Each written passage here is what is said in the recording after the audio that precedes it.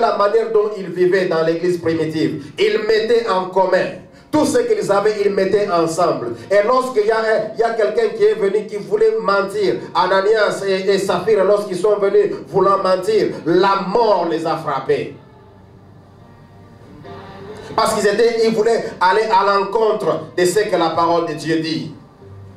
Voilà pourquoi, frères et sœurs, je voudrais que ce matin, que nous puissions comprendre que l'amour nous ouvre la porte aux miracles et aux choses surnaturelles. Aimer Dieu et aimer son prochain.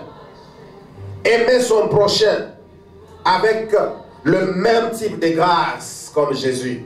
Parce que nous disons, je voudrais être comme Jésus. Aimer son prochain avec le même type de générosité. Bref, aimer son prochain sans condition. Et c'est à cela que le Seigneur nous appelle ce matin. Mes amis, il n'y a rien qui puisse changer la vie de quelqu'un lorsque nous nous sentons aimés.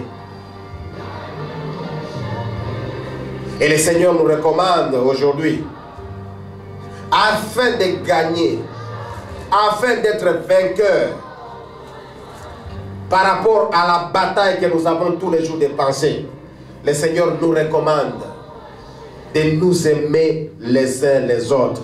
L'amour dont nous parlons, frères et sœurs, dans le Seigneur, n'est pas une sensation. L'amour dont nous parlons n'est pas une émotion. L'amour dont nous parlons n'est même pas, c'est pas une théorie. Ce n'est pas seulement le fait de parler. Non, j'aime celui-ci, j'aime celui-là. Après, lorsque je tourne les dos, je change. Je viens d'oublier que je lui avais dit que je t'aime. Ce n'est pas ce que nous sommes en train de parler. Nous parlons de l'amour-action. Alléluia. Qui peut dire avec moi action? C'est l'amour-action dont nous sommes en train de parler. Et la Bible dit dans 1 Jean 3, verset 18. Pour d'autres versions, ça dépend. Ça peut être même verset 19. Ça peut être 17 pour certains, 18, tout ça, 19. Mais la Bible dit dans la version parole vivante, c'est le verset 18. 1 Jean 3, verset 18, la Bible dit: il ne faudrait pas que notre amour consiste à des paroles, à des belles paroles.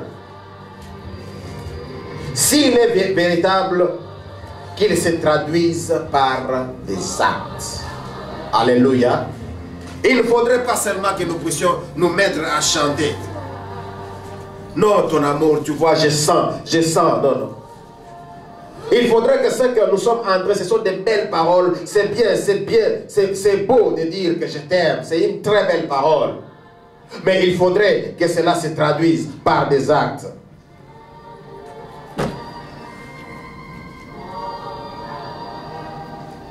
Mes amis, je sais ce matin que je ne fais pas face aux ignorants. Je ne fais pas face à des personnes qui ne connaissent pas.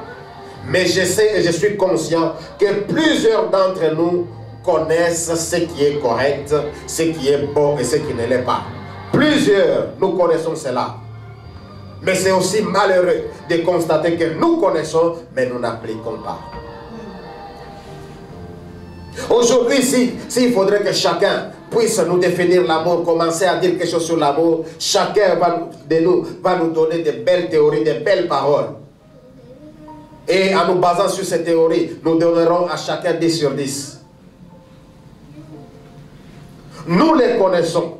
Nous connaissons ce qui est droit. Mais nous prenons beaucoup de temps à nous expliquer. Nous connaissons ce que la parole de Dieu nous exige. Et la Bible dit ceci, mes amis. Ne vous bornez pas seulement à l'écouter. Nous connaissons ce qui est droit par rapport à la parole de Dieu. Mais écoutez, ne nous bornons pas, ne vous bornez pas seulement à l'écouter, mais traduisez la parole de Dieu par les actes. Sans quoi, vous allez vous faire des illusions. Jacques chapitre 1er, versets 21 à 22. Si nous sommes en train seulement d'écouter et en train d'expliquer certaines choses que nous n'avons pas pu faire, nous cherchons à donner raison alors que la parole de Dieu nous est déjà claire et nette, mes amis, ce sont des illusions que nous sommes en train de nous faire. En d'autres termes, si nous savons tous ce qu'il faut faire et que nous nous mettons à nous excuser nous-mêmes, nous sommes en train de nous séduire nous-mêmes. C'est quelque part la rébellion dont nous étions en train de parler au début. C'est la désobéissance dont nous étions en train de parler. Et si nous voulons réellement marcher dans l'amour, faisons ce que l'amour nous recommande. Faisons ce que la parole de Dieu nous recommande. Et j'aimerais que si chacun de nous peut prendre chaque jour quelques minutes. Vous savez, c'est toujours bien. Nous connaissons une vie très concentrée sur soi-même. Ça, c'est ce que 80% d'entre nous sommes en train de désirer. Une vie concentrée sur soi-même. Mais si chacun de nous peut prendre chaque jour quelques minutes seulement pour chercher à méditer et chercher un peu à réfléchir sur ce qu'il peut faire pour les autres. Chaque fois que tu te lèves, tu dis, mais aujourd'hui, qu'est-ce qu'on va faire pour moi? Qu'est-ce qu'on va préparer pour moi? Qu'est-ce qu'on va amener pour moi? Qu'est-ce que ma femme va faire pour moi? Qu'est-ce que mon mari va faire pour moi? Qu'est-ce que mon frère va faire pour moi? Qu'est-ce que les gens me diront lorsque j'irai à l'église? Combien de gens vont me donner des compliments? Lorsque j'irai au travail, combien de gens me feront ceci? Nous sommes très bien concentrés sur ces choses. Mais j'aimerais que nous puissions changer un peu cette attitude. Lorsque je me lève le matin, je rends grâce au Seigneur parce que je suis debout et je me pose maintenant la question. Je pose la question au Seigneur. Seigneur, que dois-je faire pour quelqu'un aujourd'hui? Que dois-je faire pour quelqu'un aujourd'hui? Et vous pouvez même choisir quelqu'un de votre choix. Dire, mais Seigneur, aujourd'hui, lorsque je vais rencontrer Boric, ou bien aujourd'hui, lorsque je vais rencontrer Béni, voici ce que je vais faire. Alléluia. Aujourd'hui, Seigneur, je me lève, je vais acheter, je sais pas, l'épice à quelqu'un.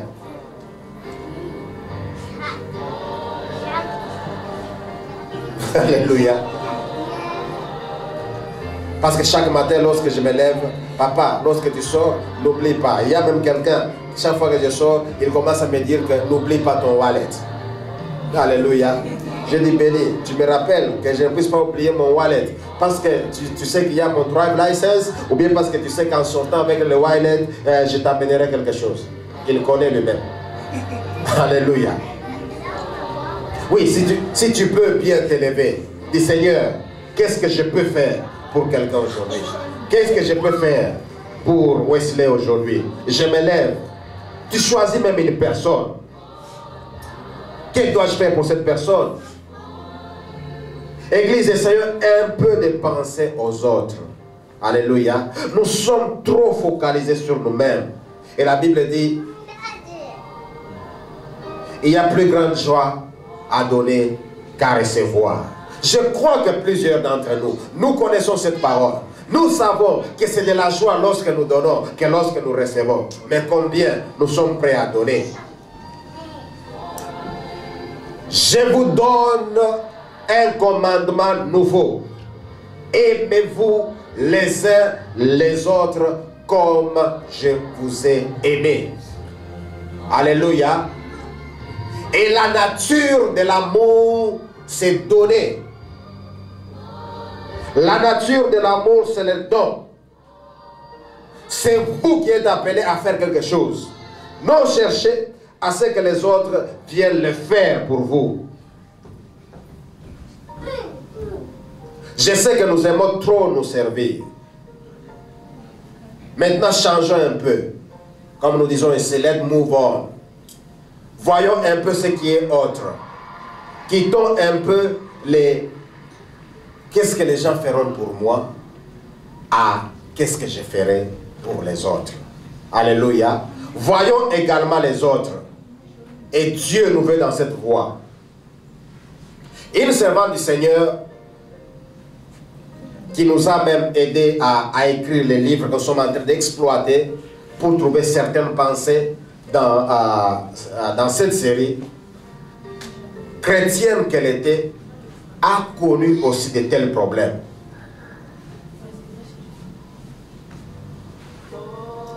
Pour elle, elle était beaucoup concentrée sur elle-même. Elle a grandi dans une famille chrétienne. Elle était dans un environnement chrétien.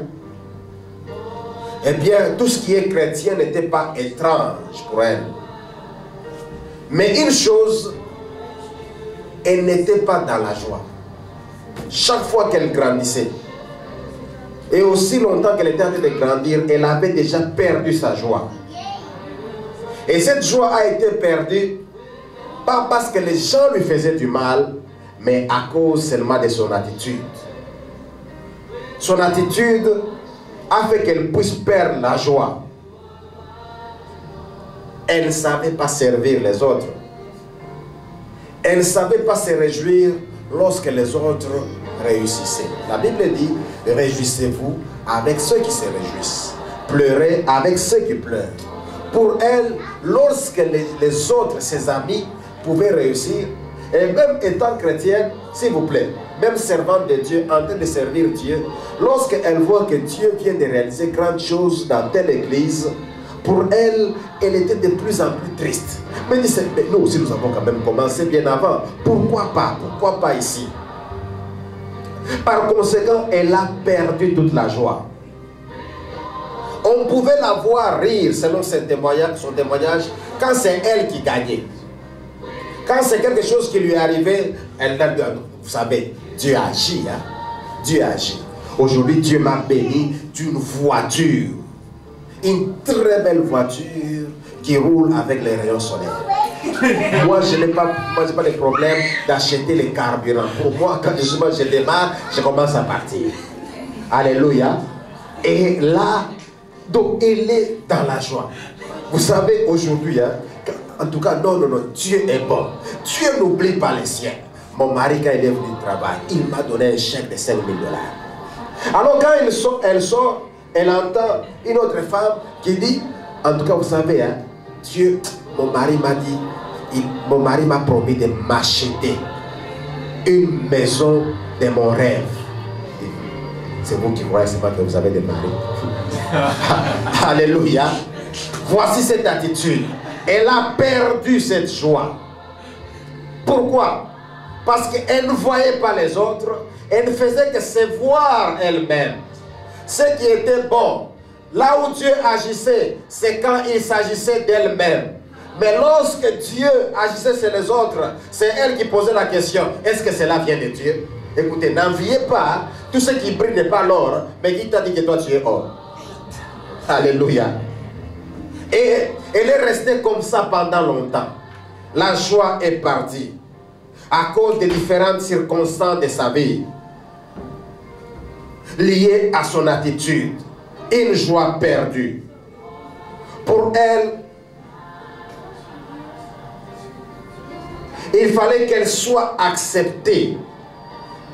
Donc tout ce qu'il fallait qu'on lui apporte des présents, mais incapable d'apporter aussi pour les autres. Mais quand elle a compris un jour qu'il fallait maintenant, et voilà pourquoi elle a même écrit ces choses. Quand elle a compris un jour qu'il fallait maintenant non seulement se baser sur elle-même, mais chercher à concentrer sa vie et commencer aussi à voir les autres, mes amis, lorsqu'elle a compris également qu'il y a le bonheur, que la nature de l'amour s'est donnée et qu'il y a le bonheur en donnant qu'en recevant, sa vie a commencé à changer. Alléluia. Elle a commencé maintenant à poser la question au Seigneur, que dois-je faire pour les autres? Et lorsqu'elle retrouve ce qu'elle était en train de faire pour les autres, elle commençait à le faire avec joie. Alléluia. Gloire à Dieu. Elle a vu sa vie se transformer. Elle a vu maintenant que c'est à elle maintenant qu'on commençait à amener le présent. Elle pouvait être là dans sa maison. Elle reçoit seulement un coup de téléphone que voici nous t'amenons ceci. Elle pouvait être là dans sa maison. Elle sait qu'aujourd'hui voici ce que nous avons comme compte en banque. Mais lorsqu'elle va le lendemain vérifier le compte en banque, elle trouve que le compte en banque a déjà gonflé. Qui a mis cet argent? Inconnu. Il y a les les personnes qui travaillaient dans l'anonymat, tout simplement parce qu'elle a connu la délivrance. Bien-aimés dans le Seigneur, si vous n'êtes pas délivrés de ces choses, si vous n'êtes pas délivrés de ces comportements, je vous assure et je vous défie, vous ne serez jamais dans la joie. Lorsque vous ne voyez que ce n'est que moi, il faut seulement que les gens me donnent, il faut que les gens viennent vers moi, c'est toujours moi qui dois gagner. Vous ne serez jamais dans la joie. Réjouissez-vous avec ceux qui se réjouissent. C'est ça l'amour. Vous avez entendu que le Seigneur a béni telle personne. Je bénis Seigneur, je te rends grâce parce que je viens de voir aujourd'hui mon ami Koku marcher, circuler avec sa voiture, n'est-ce pas, des rêves, Mustang. Gloire à Dieu. Et non, lorsque vous voyez Koku passer dans sa Mustang, vous commencez à poser la question, est-ce qu'elle est nouvelle? N'a-t-il pas acheté ça dans les auctions? Mais vous, pourquoi vous n'allez pas dans les auctions? Allez aussi, non? Alléluia. Oh non, depuis que nous sommes arrivés, nous n'avons jamais vu quelqu'un dans notre église ici, Shama Church, acheter une nouvelle voiture. Quel est votre problème? Réjouissez-vous. Dites Seigneur, merci parce que c'est une belle voiture. Venez prendre même une photo à côté de la voiture. La voiture ne va pas vous refuser. Même si vous la mettez sur Facebook, personne ne comprendra pas que ce n'est pas votre voiture. Alléluia. Amen. Je suis dans la joie quand je sers les autres. Je suis dans la joie quand je donne aux autres. Je sais, mes amis, une chose, que Dieu est fidèle à sa parole. Si sa parole dit qu'il y a plus de bonheur en donnant qu'en recevant, Dieu est fidèle. Et je me réjouis parce que Dieu est fidèle. Ce que je viens de vous dire, mes amis, ce ne sont pas des choses faciles. J'aimerais être honnête avec vous. Dire que j'aime et c'est facile de donner, ce n'est pas facile. Alléluia. Humainement parlant, ce n'est pas facile. Mais laissons Dieu nous conduire. Reconnaissons nos faiblesses. Reconnaissons notre égoïsme. Mais laissons à Dieu la capacité, qui nous donne cette capacité d'aimer et de servir. Reconnaissons qu'en tant qu'homme, nous sommes concentrés sur soi-même. Nous sommes concentrés sur nous-mêmes. Mais Dieu peut nous donner la capacité. Et j'aimerais, avant de prier, te demander, mon ami, à changer ton attitude. Quitte les pourquoi pas moi vers les qu'est-ce que je dois faire pour les autres. Alléluia. Ne sois pas seulement concentré sur les pourquoi pas moi. Dieu est amour et la nature de Dieu, la nature de l'amour, c'est donner. Il donne, il aide, il sert, il secourt, il prend soin de nous dans les moindres détails. Parce que c'est ça sa nature. Vous savez, Jésus n'est pas allé à la croix par contrainte. Ou Jésus n'est pas allé à la croix parce que il a trouvé que non, il fallait seulement que ça finisse, qu'il puisse mourir à cause de tout ce qu'on avait déjà fait sur lui. Mais il est allé à la croix par amour. Il est allé à la croix parce qu'il nous aime. Et Jésus a dit, si quelqu'un veut venir à ma suite, qu'il renonce à lui-même, qu'il renonce à son égoïsme, qu'il renonce à ce pourquoi pas moi. Si quelqu'un veut venir à ma suite, qu'il renonce au fait qu'aujourd'hui il faut qu'on vienne me donner, aujourd'hui il faut que je gagne, qu'il renonce à cela. Si quelqu'un veut venir après moi, qu'il renonce à soi-même, qu'il renonce à la vie concentrée sur soi-même, qu'il accepte de porter la croix de Jésus, la vie concentrée aussi sur les autres. N'oubliez pas, mes amis, que là où notre pensée s'en va, notre être va suivre. Notre être, tout notre mouvement ne fait qu'entrer dans les chemins de nos pensées. Voilà pourquoi j'aimerais vous dire ce matin que nos pensées soient pleines d'amour. Car l'amour n'a jamais échoué. Là où tous les hommes ont échoué, là où tous les systèmes ont échoué, mais l'amour n'a jamais échoué.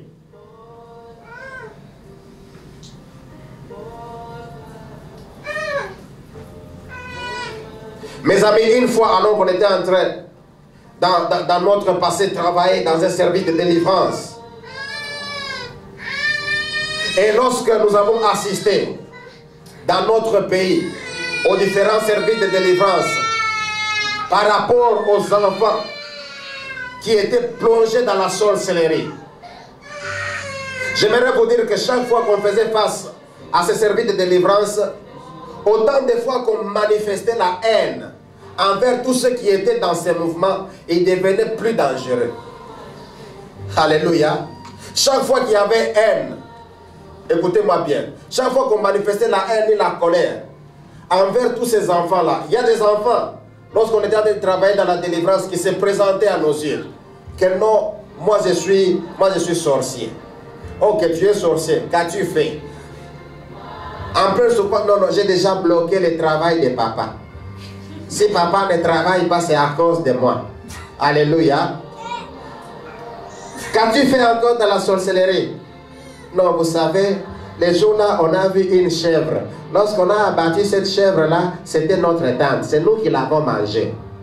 Mes amis, et imaginons, et chaque fois qu'on voyait, chaque fois que ces gens nous parlaient, aussi longtemps que la colère montait, il devenait très dangereux. Parce que dans cette colère, on se met à les gronder. Et alors qu'on termine à gronder, il y a déjà quelqu'un qui tombe malade quelque part. Une prochaine offrande. Alléluia. Mais lorsque nous avons changé de stratégie, nous avons compris que la sorcellerie, ce n'est qu'un esprit. Nous avons commencé à couvrir toutes ces personnes d'amour. Elles commençaient à être de plus en plus faibles. Alléluia. L'amour qu'on couvrait a mené la sorcellerie à être faible. Ceux-là qu'on croyait qui étaient puissants, vous savez, nous avons passé des nuits où on faisait des veillées sans programme. Parce que tu sais que non, il ne faudrait pas qu'on m'attrape lorsque je dors. Tu es là seulement, quel zèle en train de prier, les prières de la peur. Alléluia. En train de passer toute la nuit. Au nom de Jésus. Un cancrelat passe, je te piétine. Au nom de Jésus. Une souris passe, tout ça. Un corbeau arrive, surtout les hiboux.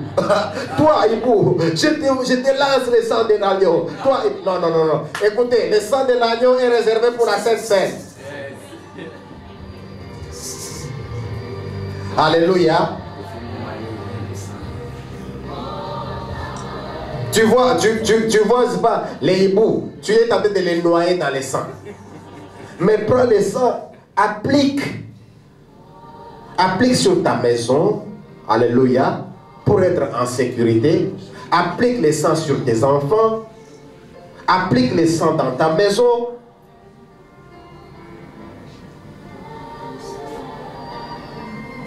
Les hiboux aussi, pourquoi il est devenu dangereux? Alléluia. Ses yeux.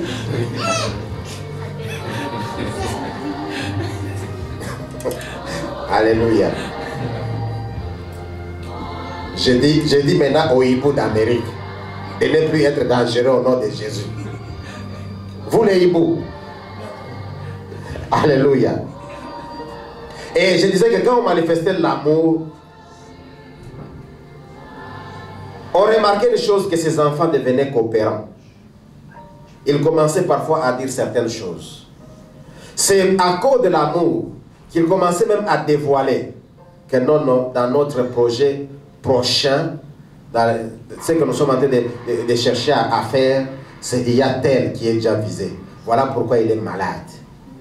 Il y a tel, voilà pourquoi il a des problèmes au travail. Mes amis, l'amour affaiblit l'ennemi. Alléluia. L'amour, je répète, affaiblit l'ennemi. Et à moi de conclure que la clé principale de la délivrance n'est pas les feux. Sors! Je t'envoie dans les feux. Je t'envoie dans les feux. Brûle dans les feux. Et dans les feux, on ne peut que brûler. Sauf il faut être comme les autres, des Daniel, il faut être comme des Shadrach. Alléluia. Je t'envoie dans les feux. J'appelle les feux. La clé principale de la délivrance, c'est l'amour. Alléluia. J'aimerais qu'à un moment donné, nous puissions un peu réfléchir. Ça fait bien quand la personne est délivrée, n'est-ce pas? Quand on voit une personne, si on voit une personne commencer à tourner, si nous prions, la personne tourne, et la personne commence à crier, j'ai pas, j'ai pas, j'ai pas. Et cette personne, avant de partir, commence à dire que non, non, c'est moi qui avais bloqué Johanna, c'est moi qui avais bloqué Johanna, j'ai pas. Alléluia. Bon, et maintenant, malgré que la personne a dit, j'ai pas.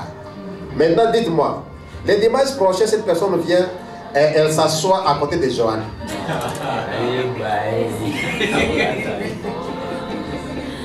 Mais vous avez entendu, elle disait, je sais pas, c'est moi qui avais fait ceci. Mais le dimanche, mais elle est délivrée, oui ou non?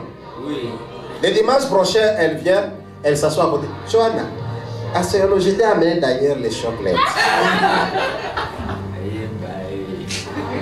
C'est quand vous verrez la personne prendre les chocolats, commencer à écraser ça au nom de Jésus.